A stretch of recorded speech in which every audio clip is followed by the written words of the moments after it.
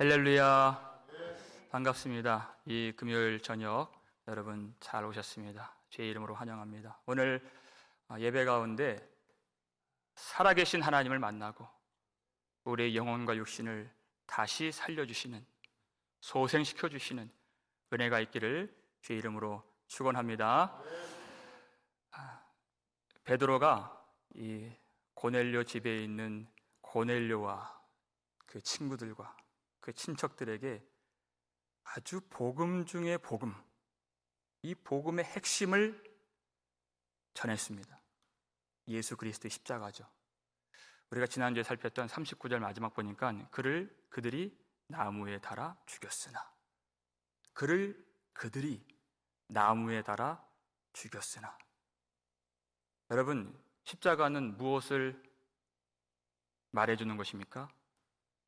우리의 죄와 우리의 불의와 우리 모든 사람들이 하나님을 향한 그 거역함, 그 적개심, 그 미움이 십자가에 다 드러나게 되는 것입니다.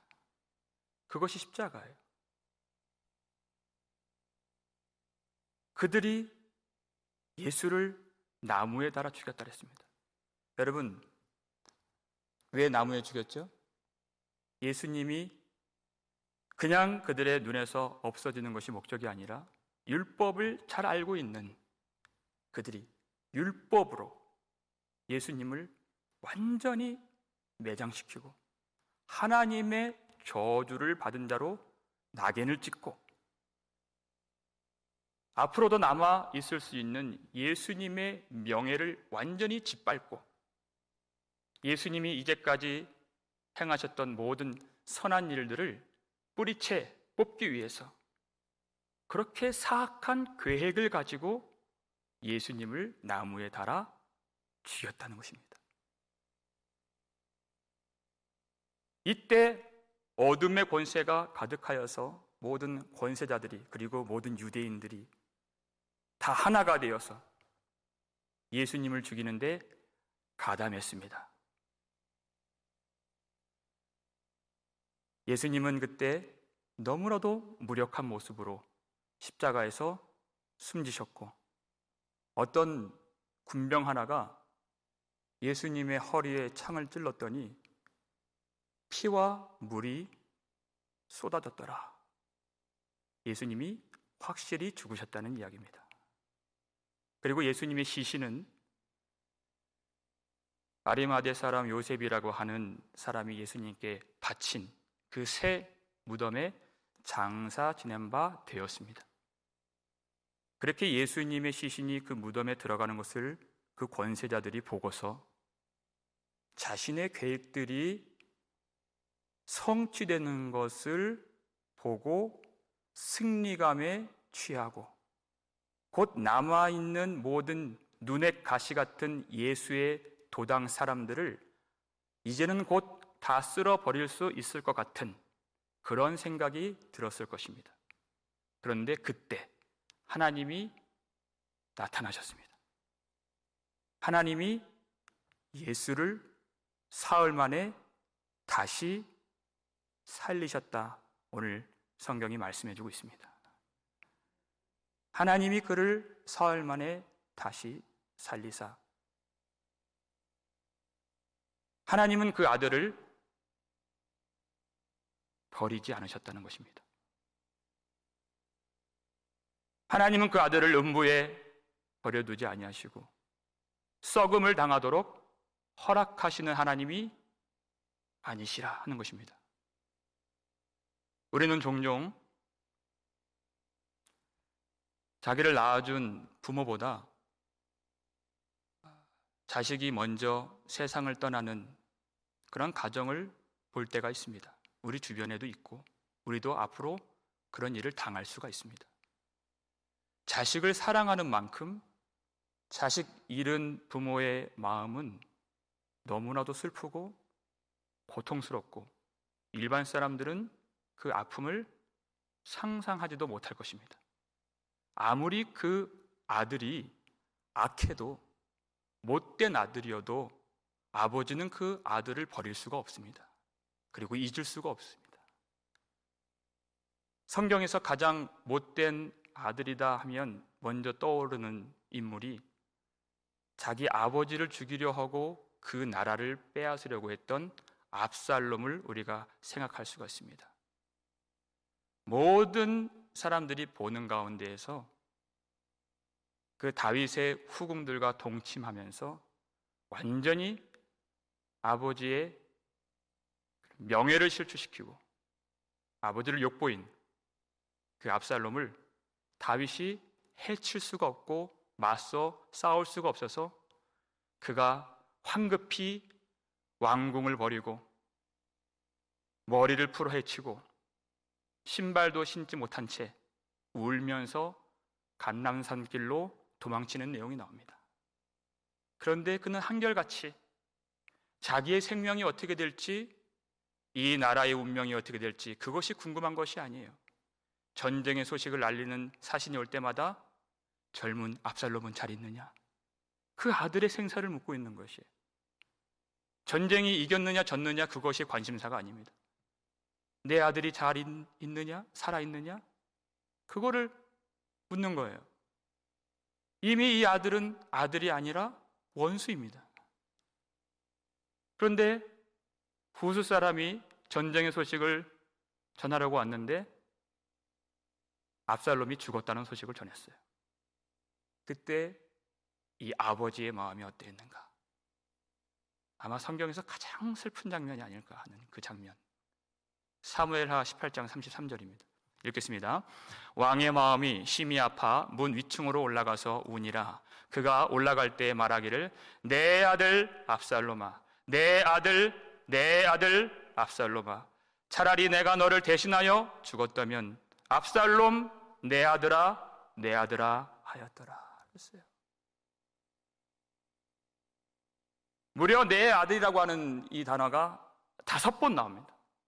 그가 할 수 있는 것은 슬픔 가운데 내 아들아 그 이름을 부르는 것 외에 할 수 있는 것이 없는, 그렇게 흉악하고 자기를 죽이려고 했던 아들이었지만 차라리 내가 너를 대신하여 죽었다면, 이것이 아버지의 마음이라는 것입니다. 그는 왕이었습니다. 그는 이 세상에서 못할 것이 없는 듯한 그런 권력자요, 힘이 있는 사람이었습니다. 그런데 그 아들의 죽음 앞에서 자기가 할 수 있는 것은 아무것도 없었습니다. 그저 그의 아들을 부르는 것밖에 할 수가 없다.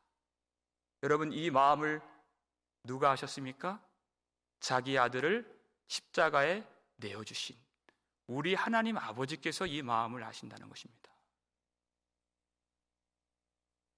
그런데 우리는 그 하나님의 마음을 알 수가 없습니다. 왜냐하면 부모가 자식을 사랑하는 것은 죄인이 그 자식을 사랑하는 것입니다.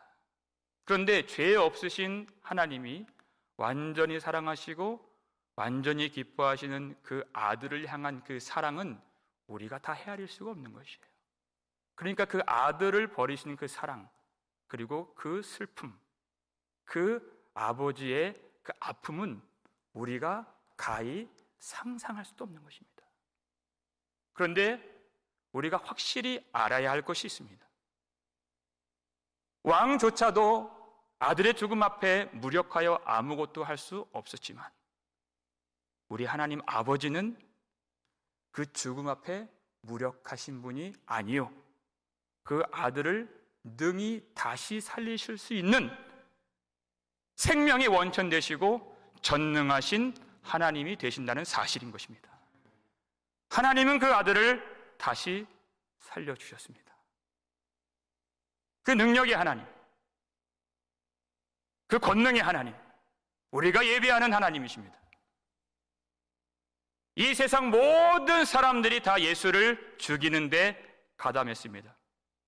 모든 인류, 그리고 모든 나라, 모든 세상의 사람들이 그 죄악의 권능 아래 놓여 있는 것입니다. 스데반은 적나라하게 예수를 죽인 자들은 다 살인자들이라 했습니다. 모든 사람을 말하는 것입니다. 왜냐하면 그들은 세상 풍조를 따르고 공중 권세 잡은 자를 따랐기 때문에 예수를 십자가에 못 박은 것입니다. 공중 권세 잡은 자 마귀를 예수님이 요한복음 8장 44절에서 그를 뭐라고 칭하셨습니까? 그는 처음부터 살인한 자요. 그게 마귀의 별명입니다. 처음부터 살인한 자요. 그러니까 예수를 따르지 않고 마귀를 따르고 죄를 범하는 사람들은 그와 똑같이 살인자가 되는 것입니다. 누구를 죽입니까? 세상 풍조를 따르고 육신을 쫓고 죄악을 범하면 먼저 자기를 죽이는 것입니다. 그리고 자기 가족을 죽이는 것입니다. 그리고 이웃을 죽이는 것입니다. 그리고 하나님의 아들을 죽인 것입니다. 그래서 사도 바울은 예수를 믿지 않는 자들, 그리고 예수를 믿는다 하지만 온전하게 죄를 버리지 못하는 자들에 대해서 그 사람들의 인생은 불의의 무기라고 불렀습니다. 죽이는 흉기다. 그 사람들은, 예수를 믿지 않는 자들은, 그리고 죄의 지배를 받는 자들은 영혼을 죽이는 칼과 같고 무기와 같다. 그렇게 불렀어요. 얼마나 이 죄가 무서운 것입니까? 온 세상 사람들이 일제히 그날은 하나가 되어서, 성경 보니까요, 그날은 헤롯과 빌라도가 친구가 될 정도로 하나 될 수 없는 자들도 하나가 되어서 일제히 예수님을 죽였습니다. 그렇게 온 세상이, 모든 역사 가운데 인류가 예수를 십자가에 못 박았지만 오직 한 분 하나님께서 그 예수를 죽은 자 가운데서 다시 살아나게 하셨다는 것입니다.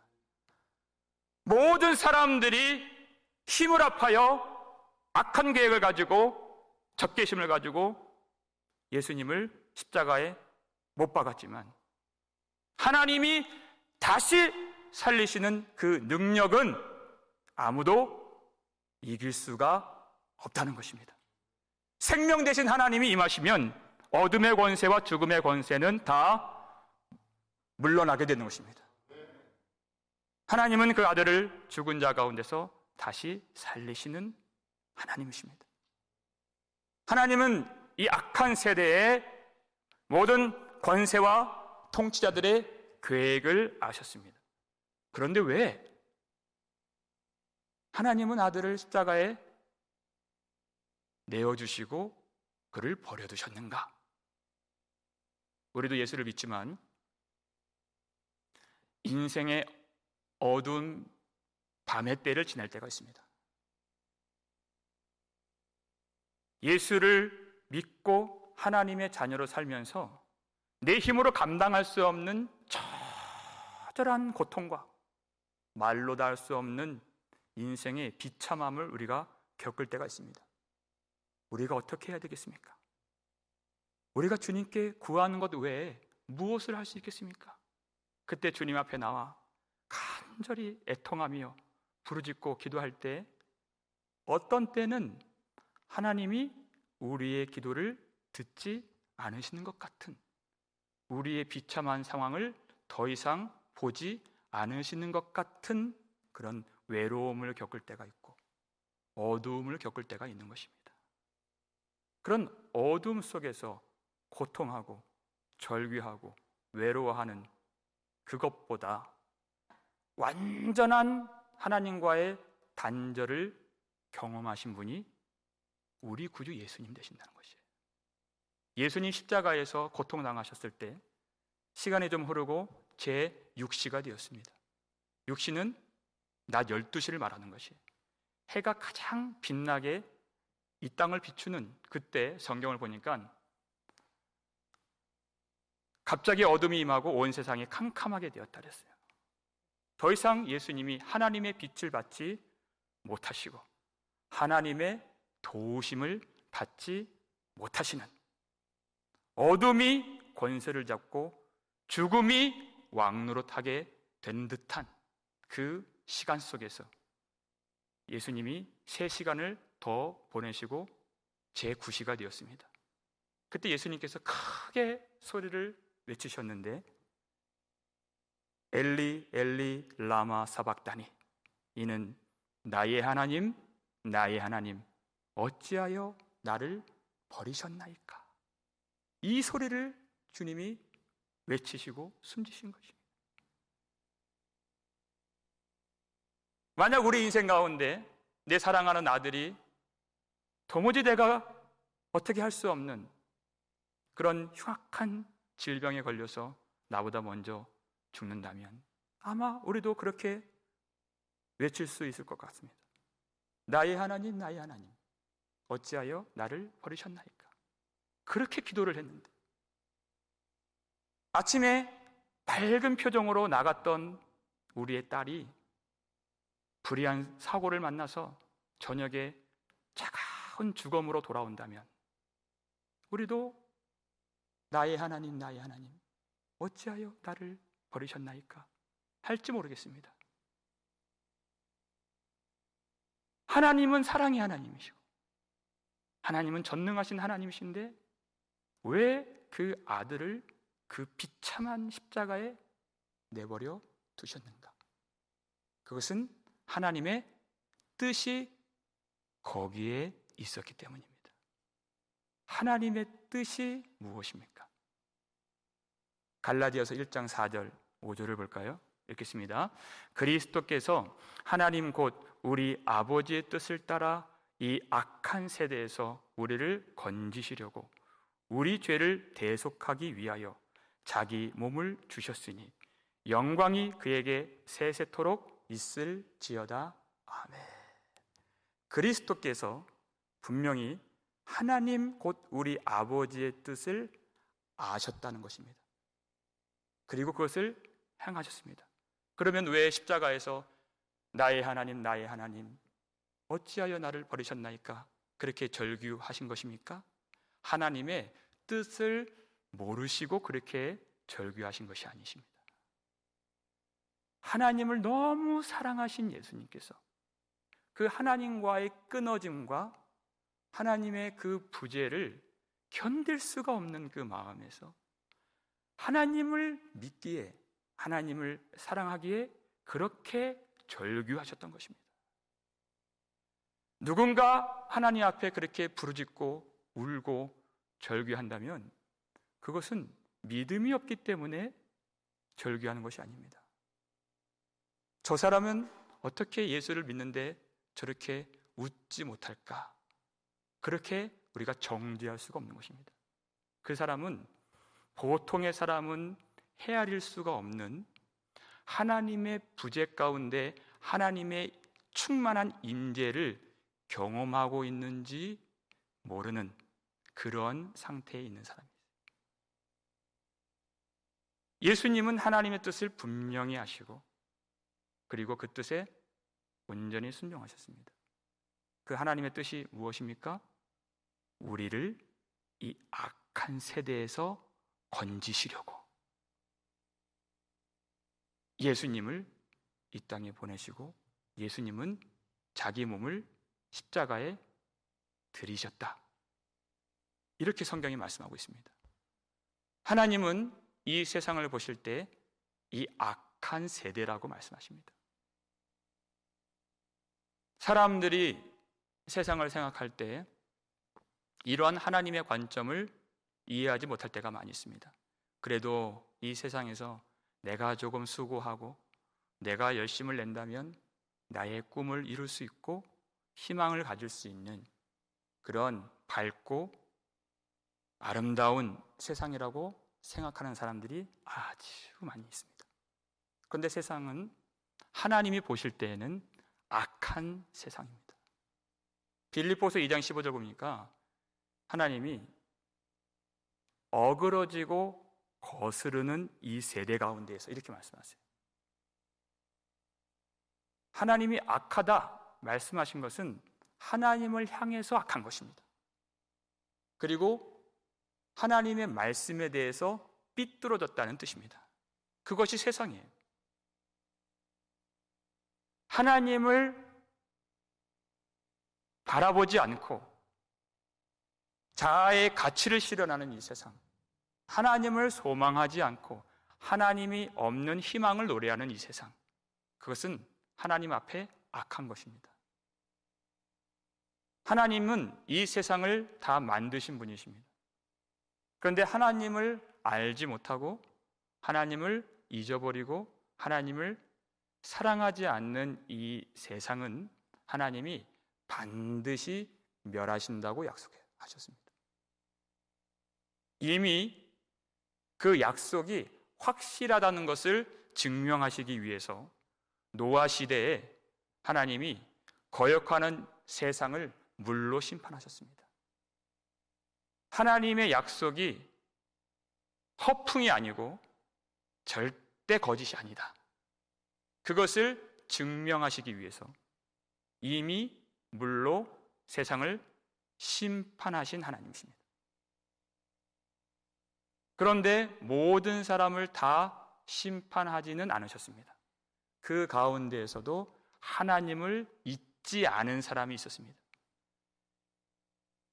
많지는 않지만 하나님을 알므로 세상 사람들에게 조롱을 받고 멸시를 받고 핍박을 받았던 노아가 있었습니다. 그리고 노아의 가족들이 있었습니다. 노아를 포함해서 8명밖에 구원받은 사람이 없었습니다. 그리고 하나님은 다시 약속하셨습니다. 내가 다시는 물로 세상을 심판하지는 않을 것이다. 그러나 거역하는 이 세상을 이제 불로 심판할 것이다. 사람들이 추구하는 모든 세상과 세상의 물질을 다 뜨거운 불에 녹아지게 할 것이다. 하늘도 큰 소리로 떠나가게 할 것이다. 그리고 새 하늘과 새 땅을 내가 새롭게 창조할 것이다. 주님의 약속입니다. 주님을 믿지 않고 사랑하지 않는 사람들은 이 약속을 기뻐하지 않습니다. 그 날을 하나님이 여호와의 날, 그리스도의 날이라고 가르쳐 주셨습니다. 그런데 그 날이 오지 않기를 바란다는 것입니다. 그 날이 오더라도 내 때에는 임하지 않기를 바라는 마음이 있다. 그것이 사람들의 마음입니다. 그런데 진실한 성도들, 하나님께 속한 참 성도들은 그렇게 여기질 않습니다. 그 날을 사모하고 기다린다고 했습니다. 그것이 믿음이라고 했습니다. 베드로후서 3장 12절, 13절 함께 읽겠습니다. 하나님의 날이 임하기를 바라보고 간절히 사모하라.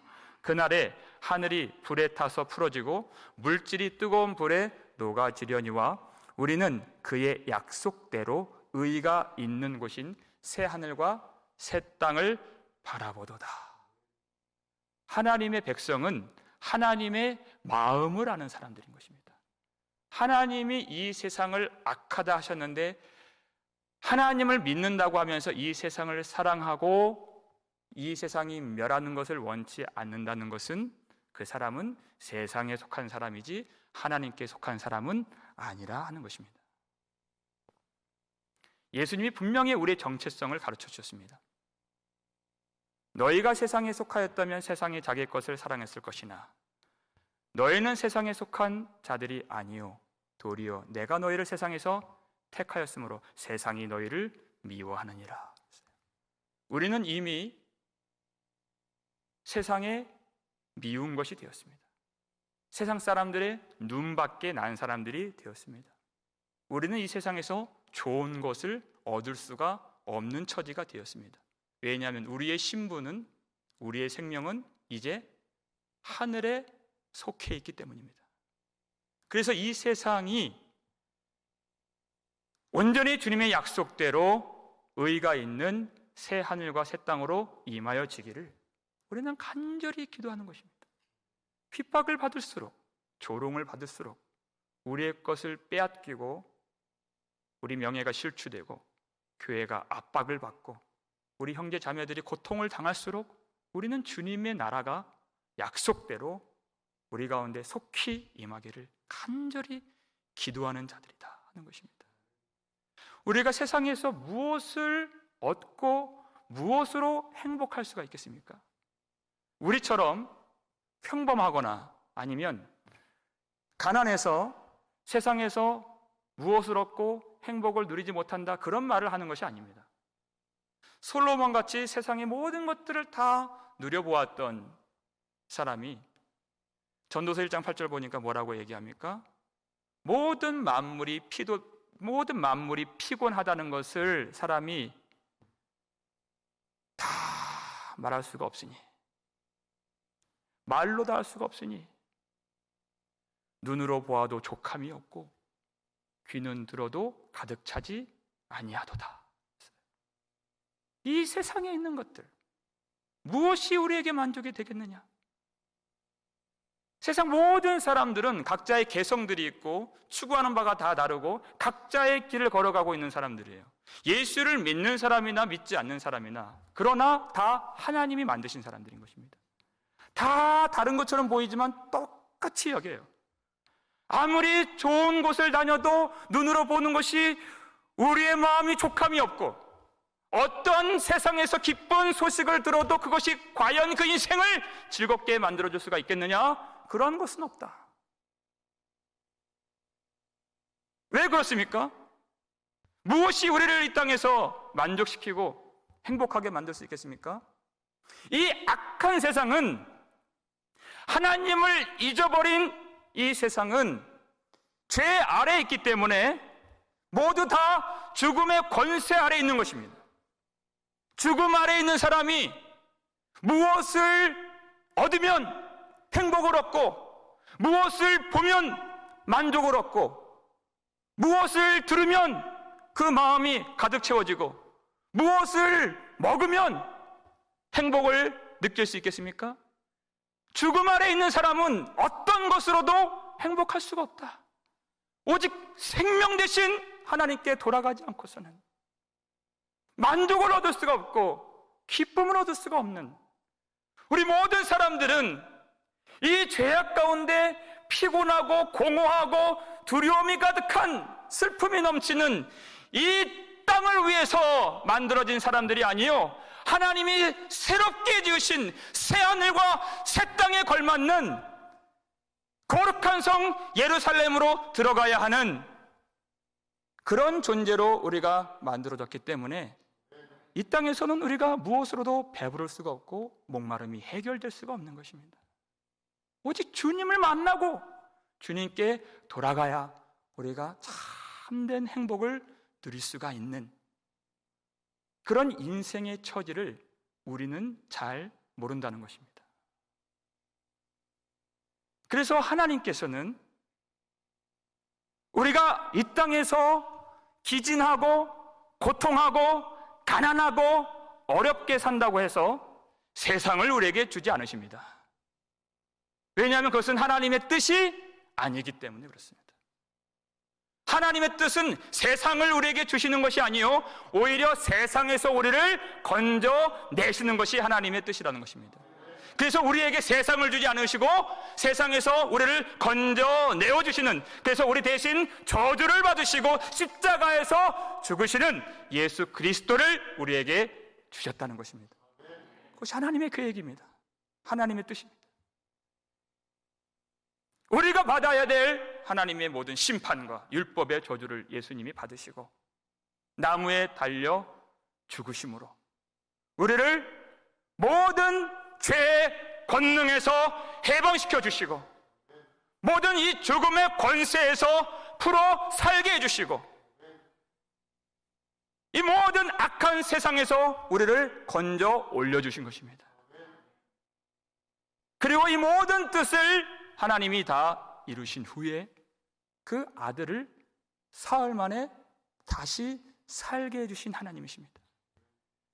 예수님이 십자가에서 죽으셨을 때 권세자들은 자기의 모든 계획들이 성취된 줄 알고 기뻐했겠지만, 그렇지만 하나님은 그들의 계획대로, 그들의 뜻대로 이 일을 그냥 두지 않으시고 그 모든 악한 계획들까지도 십자가를 통하여 하나님의 계획으로 바꾸시고 그들의 악한 모든 행위와 죄악들까지도 하나님이 이 모든 하나님의 뜻을 이루시는 도구로 삼아주셔서 과연 모든 것이 합력하여 선을 이루도록 역사하시는 전능하신 하나님이시요 생명의 주인이 되신다는 것입니다. 우리가 그 하나님을 예비하고 있는 것입니다. 사람의 뜻대로, 사탄의 계획대로 일이 흘러가도록 허용하지 아니하시고 오히려 그 모든 일이 하나님의 지혜로서, 하나님의 능력으로서 하나님의 계획을 이루어 내도록 만드시는 하나님. 우리가 그 하나님께 모든 믿음과 소망을 걸고 주님을 바라보고 있는 것입니다. 자기 아들을 음부에서 썩어지도록 내버려 두지 아니하시고 다시 살리셨는데 성경은 사흘 만에 주님을 살리셨다 이렇게 말씀하고 있습니다. 우리가 하나님이 예수님을 십자가에 내어주신 것까지는 이제 이해를 했습니다. 그런데 왜 사흘 만에 다시 살리셨는가? 이 말씀이 얼마나 중요하면 우리가 사도신경으로 신앙 고백할 때마다 장사된 지 사흘 만에 죽은 자 가운데서 다시 살아나셨으며 항상 우리가 고백하는 내용이에요. 사흘 만에. 여기는 무슨 의미가 있는 것입니까? 고린도전서 15장 3절 4절을 보시면 우리 읽겠습니다. 내가 받은 것을 먼저 너희에게 전하였노니 이는 성경대로 그리스도께서 우리 죄를 위하여 죽으시고 장사 지낸 바 되셨다가 성경대로 사흘 만에 다시 살아나사 그랬어요. 사도 바울이 너무나도 중요한 것을 우리에게 가르쳐주고 있습니다. 예수님이 십자가에서 우리를 위해서 죽으신 것은 그냥 죽으신 것이 아니라 성경대로 죽으신 것이다. 하나님의 모든 약속과 말씀을 성취하심으로 죽으신 것이다. 부활도 마찬가지다. 그 뜻이죠. 예수님이 다시 살아나신 것은 성경대로 사흘 만에 다시 살아나신 것이다. 예수 그리스도의 죽으심과 부활은 오로지 성경대로 하나님이 우리에게 주신 약속대로의 죽으심과 부활하심이다 하는 것을 가르쳐주고 있는 것입니다.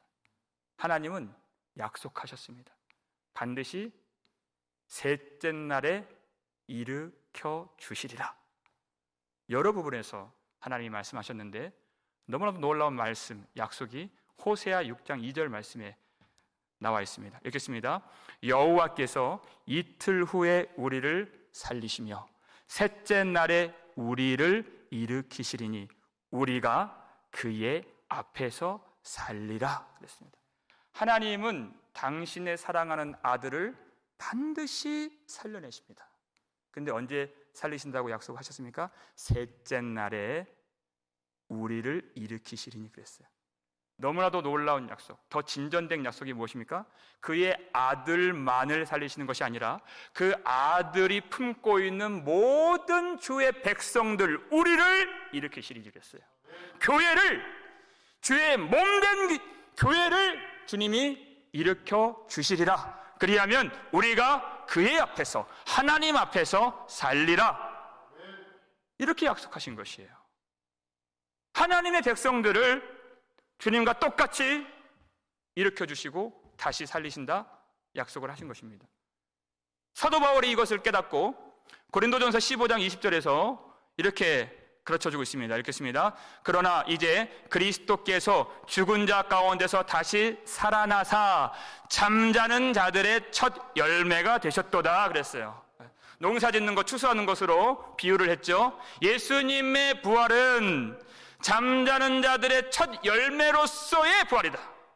그러니까 예수님의 부활은 첫 열매 되신 주님의 부활로 말미암아 앞으로 오고 오는 모든 믿음의 백성들과 자손들과 후손들까지도 주님께서 일으켜주시는, 교회를 살리시고 믿는 백성들을 일으키시는 모든 대추수의 생명의 역사가 나타나는 그런 일이 될 것이다.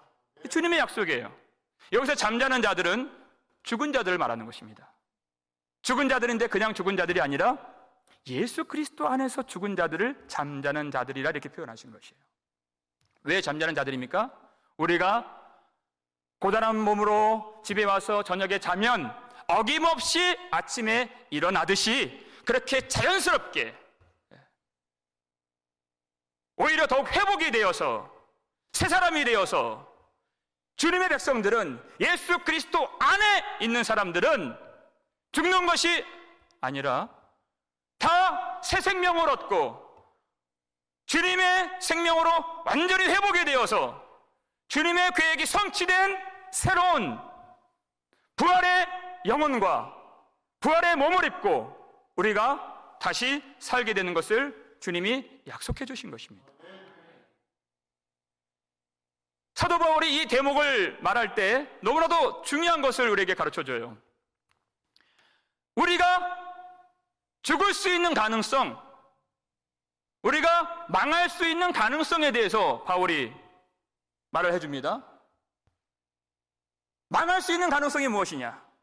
만일 그리스도께서 다시 살아나신 일이 없었더라면, 그렇게 얘기하는 거예요. 만일 예수 그리스도께서 부활하신 일이 만약 없었더라면 우리의 믿음은 헛된 것이고 우리는 여전히 죄악 가운데 머물러 있을 것이고 우리는 반드시 죽을 것이고 그리고 영원히 죽고 멸망할 것입니다. 그러나 예수님은 다시 부활하셨습니다. 우리는 절대 그렇게 죽을 가능성이 없고 그렇게 망할 가능성조차 없는 하나님의 새 생명 받은 백성이 되었습니다. 이 땅에서는 이미 영혼이 거듭나 다시 살게 되었고 예수 그리스도 안에서 죽은 자들은 잠자는 자들의 첫 열매 되시는 예수 그리스도 안에서 주님이 가지시는 새로운 부활의 몸을 입고 우리가 영생을 누리게 될 것입니다. 다시 산다는 것은 그저 우리의 생명이 연장되는 그 정도의 개념이 아닌 것입니다. 전혀 새로운 몸으로, 부활의 몸으로 산다는 것이. 이 땅에서는 피곤하죠. 이 땅에서는 참 공허할 때가 있고 우리도 어둠의 터널을 지날 때가 있고 우리가 참 허탄한 일을 만날 때가 있고 우리가 연약할 때가 있는 것입니다. 질병을 만나면 너무나도 무력하게 우리가 그 위협을 당해야 하고 유혹을 만나고 죄악을 만나면 우리가 너무나도 힘이 없이 실족하고 쓰러질 때가 있는 이 땅의 그 연약함으로 다시 사는 인생이 아니요, 주님께서 영생하시는 그 새로운 몸으로, 부활의 몸으로 어떤 피곤함도, 어떤 죄악도, 어떤 위협도, 어떤 위험도, 어떤 슬픔도, 고단함도, 어떤 공허함도, 두려움도 우리 속에 들어올 수가 없는 영원한 생명, 영원한 능력으로 다시 사는 것을 말씀해 주신 것입니다. 주님이 말씀하셨어요. 나는 부활이요 생명이니 나를 믿는 자는 죽어도 살겠고 살아서 나를 믿는 자는 영원히 죽지 아니하리라. 그 영생을 말씀하셨습니다. 셋째 날에 우리를 일으키시리니 우리가 그의 앞에서 영원히 살리라 그랬어요. 하나님 앞에서 영원한 생명 되신 주님 앞에 설 수 있고 완전한 사랑으로 주님을 섬길 수 있게 되었다는 것입니다. 하나님의 아들 예수 그리스도와 우리가 완전히 하나가 되어서 그의 이름이 우리의 이름이 되고 우리도 그의 보좌에 앉은 바 되어서 완전한 기쁨으로 주님의 생명을 누리고 영광을 누리게 되는 그 생명, 우리에게 주신 것입니다. 그러니까 우리의 인생 가운데 흉악한 죽음의 권세가 성난 이빨을 내밀고 우리를 위협하고 우리의 가정을 그 죽음이 덮치려고 할 때에도 우리는 두렵지 않아요. 사도 바울처럼 사망아 너의 승리가 어디 있느냐, 사망아 내가 쏘는 것이 어디 있느냐, 이미 우리는 예수 그리스도 안에서 영원한 생명, 부활의 능력을 입은 하나님의 백성이라는 것입니다. 셋째 날에 우리를 일으켜주시는 하나님, 우리가 그의 앞에서 산다 했습니다. 도무지 가까이 갈 수 없었던 하나님 앞에 우리를 하나님이 인도해 주시고 이제는 모든 죽음의 권세에서 벗어나 생명 되신 하나님을 기쁨으로 예배할 수 있는, 모든 죄악의 사슬에서 해방되어서 완전한 사랑 가지고 주님을 영원히 섬길 수 있는 그 흉악한 세상에서 벗어나서 영생을 누리며 주님을 찬양할 수 있는 그 생명을 우리에게 주신 것이에요. 그러니까 우리가 이 땅에서 살아가면서 많은 어려움을 당하고 핍박을 당하고, 요사이 코로나 바이러스로 인해서 일주일에 한 번 정도는 우리 성도들의 그런 가족을 잃었다고 하는 소식을 거의 매주 접합니다. 죽음의 권세가 우리의 가족들을 위협하면 얼마나 낙심되는 일이 많고 두려울 때가 많고 슬퍼할 때가 많이 있습니까? 그런데 생명 되신 주님을 바라보라는 거죠. 그때 이 복음의 능력이 이 가정을 덮고 부활의 능력으로 우리를 다시 세우시는 하나님을 소망하라는 것입니다. 예수 그리스도께서 십자가에 죽으심으로 우리 모든 죄악의 권세를 멸하여 주시고, 주님이 사흘 만에 다시 살아나심으로 모든 죽음의 권세를 멸하여 주신 우리 하나님을 바라보고 우리의 모든 소망을 주님께 다 드리라는 것입니다. 베드로전서 1장 21절 말씀이 바로 이와 같은 말씀입니다. 읽겠습니다. 너희는 그를 죽은 자 가운데서 살리시고 영광을 주신 하나님을 그리스도로 말미암아 믿는 자니 너희의 믿음과 소망이 하나님께 있게 하셨느니라. 아멘. 예수 그리스도께서 부활하셨기 때문에 이제는 어떤 핍박을 만나고 어떤 질병을 만나고 어떤 사고를 만나고 어떤 상실을 겪고 어려움을 겪어도 그것이 우리의 믿음을 삼키지 못하고 하나님이 예수 그리스도 안에 있는 우리에게 주신 그 사랑을 끊지 못하는 영원한 생명 가운데 우리가 거하게 되었다는 것을 우리는 아는 것입니다. 그래서 우리의 모든 믿음과 소망을 하나님께 있도록 하시기 위해서 예수님을 죽은 자 가운데서 하나님이 다시 살아나게 하신 것입니다. 우리가 이 믿음을 가지면 예수님이 하나님의 뜻을 아시고 끝까지 순종하시고 십자가로 나아가셨던 것처럼 장차 우리에게 어떤 어려움이 닥치고 교회를 위협하고 핍박하는 그런 세력들 앞에서도 우리는 끝까지 주의 말씀에 순종하며 믿음의 길을 걷고 십자가의 길로 행할 수가 있는 것입니다. 우리의 모든 믿음과 우리의 모든 소망이 생명 되신 살아계신 하나님께 있기 때문입니다. 우리의 믿음의 주인 되시는 예수 그리스도의 부활하심은 잠자는 자들의 첫 열매가 되었다 그랬어요. 그러니까 앞으로 주 예수 그리스도 안에서 풍성한 생명의 역사들, 부활의 역사들이 나타날 것을 우리에게 예고해 주신 것입니다. 도무지 하나님을 만날 수 없고 예수님을 믿을 수 없었던 고넬료와 그의 친구들과 그의 친척들이 예수 그리스도로 말미암아서 그 풍성한 부활의 생명 안으로 들어갔던 것처럼